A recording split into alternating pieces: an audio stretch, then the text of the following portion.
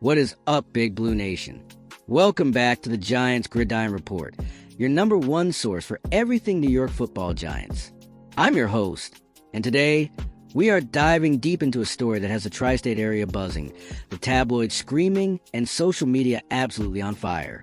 We're talking about optics, we're talking about loyalty, and we're talking about a night out at the world's most famous arena that turned into a PR nightmare.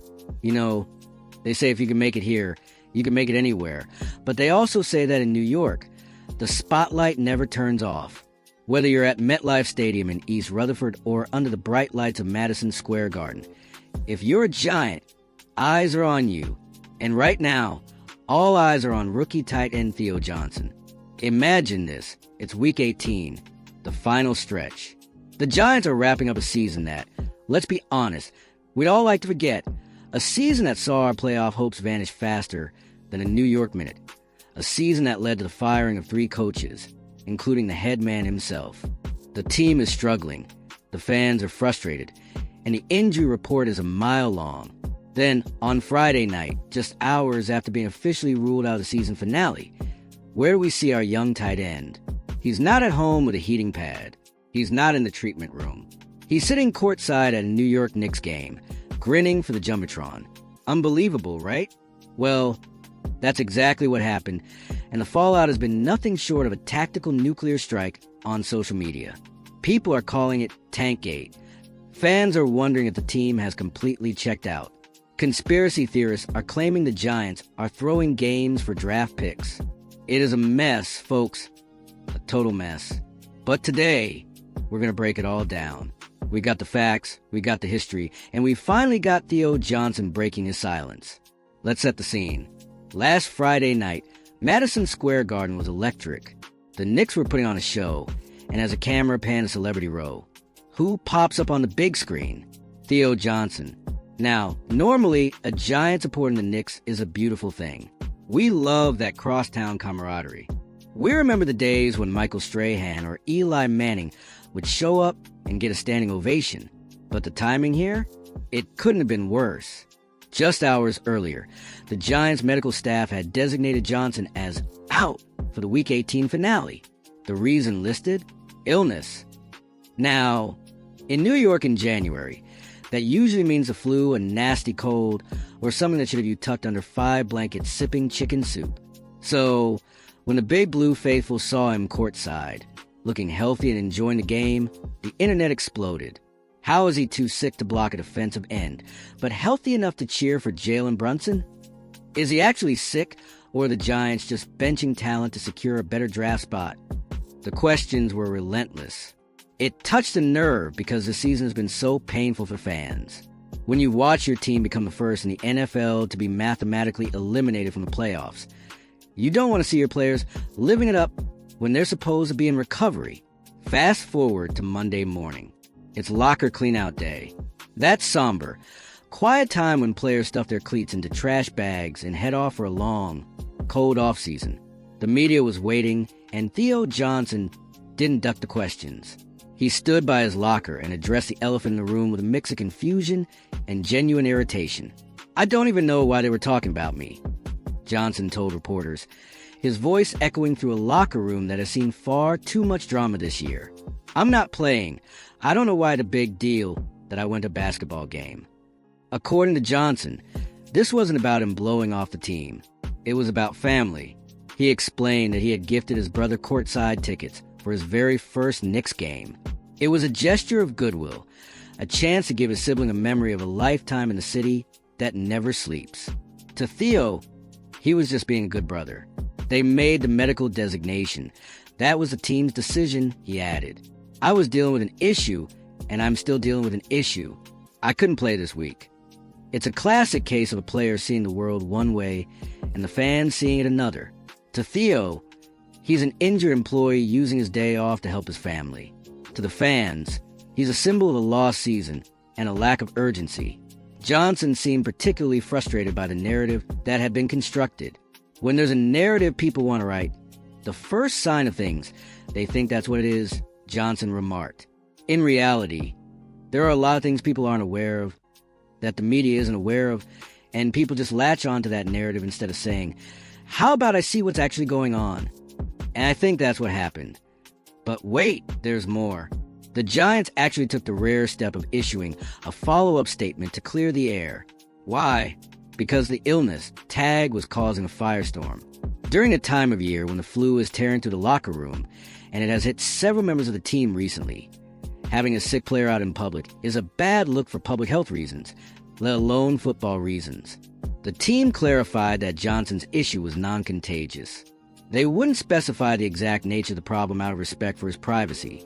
Was it a skin infection? An allergic reaction? We don't know. But they were adamant that he wasn't a risk to the public or himself by being at the game. He just wasn't physically capable of the high-impact, bone-crushing environment of an NFL gridiron. Now, for those of you who have never stood on an NFL sideline, let's talk tactical analysis. Being a tight end in the NFL is one of the most physically demanding jobs in sports. You are a hybrid.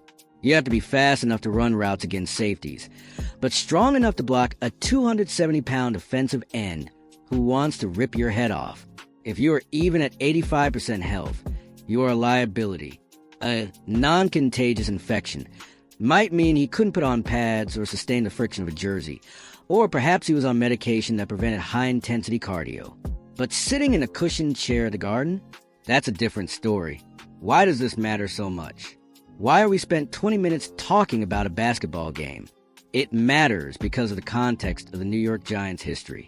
This is a franchise built on the Giant way. We think of Wellington Mara. We think of the stoicism of Tom Coughlin. We think of the 4 Super Bowl rings. When you're winning, you can go to a Knicks game, a Rangers game, and a Broadway show in the same weekend, and the fans will cheer you on. But when you're losing, when you just fired 3 coaches and your season is a total disaster, every single move is magnified. The optics of a losing team are brutal. Think back to the 2007 season. Remember the Coughlin countdown? People thought he was too tough, that he was losing the locker room. But they won. They stayed focused. They went into Arizona and took down the undefeated Patriots in Super Bowl 42. That's the most iconic moment in modern Giants history. The David Tyree helmet catch, the Eli Manning escape. That team had a singular focus. Right now, this current squad feels fractured. The fan base is looking for any sign of check-out behavior. And unfortunately for Theo Johnson, he walked right into that trap. This season has been a statistical nightmare. The Giants' offense has struggled to find a rhythm. The defensive line, even with stars like Dexter Lawrence, has been on the field way too long, and the turnover margin has been abysmal. When a team is performing this poorly, the narrative, as Theo calls it, becomes one of apathy. Fans want to see their players hurting when the team is hurting. They want to see them in the film room, not the VIP lounge. So don't put those jerseys in the back of the closet just yet. Wear them with pride, because the roar of the crowd at MetLife is going to be louder than ever when we finally turn this ship around. We are the Big Blue. We are the G-Men. And we will be back. Make sure you stay tuned to this channel all through the off-season. We'll be covering the coaching search, the draft combine, and every single free agent signing. Don't forget to like, subscribe, and hit that notification bell so you never miss a beat. Tell us in the comments. Do you think Theo Johnson was out of line, or is the media blowing this out of proportion? We want to hear from you. Until next time, this is your Giants Gridiron Report. Keep your head up, keep your eyes on the goal, and as always, go Giants. Before we sign off, let's do a quick tactical breakdown for the real football junkies out there. Why is Theo Johnson so vital to the future of this offense? In the modern NFL, the tight end position has evolved. We're moving away from the traditional 6 lineman who just stays in and blocks. We're looking for matchup nightmares. Think Travis Kelce. Think George Kittle. Theo Johnson has that wide receiver potential. At 6 feet 6 inches and over 250 pounds, he is too big for most cornerbacks and too fast for most linebackers. In a 3-wide receiver set, if you put Johnson in the seam, he forces the defense to make a choice. Do they drop a safety to cover him, leaving our wideouts in one-on-one coverage? Or do they stay in a base defense and risk Johnson rumbling down the field for a 20-yard gain? This year, the Giants lacked explosive plays. Our touchdown count, that's when a player carries the ball into the opponent's end zone for 6 points, was among the lowest in the league. To fix that, we need Johnson to be a red zone threat. That's the area inside the 20-yard line where the field gets small and you need big bodies to win jump balls. If our new coaching staff can implement a 12 personnel package, that's 1 running back and 2 tight ends, they can create massive confusion for opposing defensive lines. Imagine Theo Johnson on one side and a healthy veteran on the other. It forces the defense to stay heavy to stop the run, but allows our quarterback to utilize play-action passes to hit those big targets over the middle. The strategy is there. The talent is there. Now, we just need the execution. And maybe, just maybe, a few fewer trips to the Garden during the season. We also have to acknowledge the physical toll of the new 17-game schedule.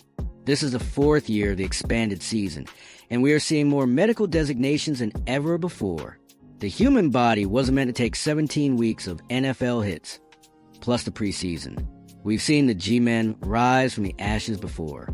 We saw it in the 80s when Lawrence Taylor arrived. We saw it in the 2000s when Eli Manning arrived. The next great era of Giants football is coming. You can feel it. The pieces are moving. The change is happening. Stay loyal, Big Blue. The road is long, but the destination is worth it. We'll be with you every step of the way. This has been your complete breakdown of the Theo Johnson-Madison Square Garden controversy and the state of the New York Giants. For everyone here at the Gridiron Report, I'm your anchor, signing off. Go Giants. See you at the draft.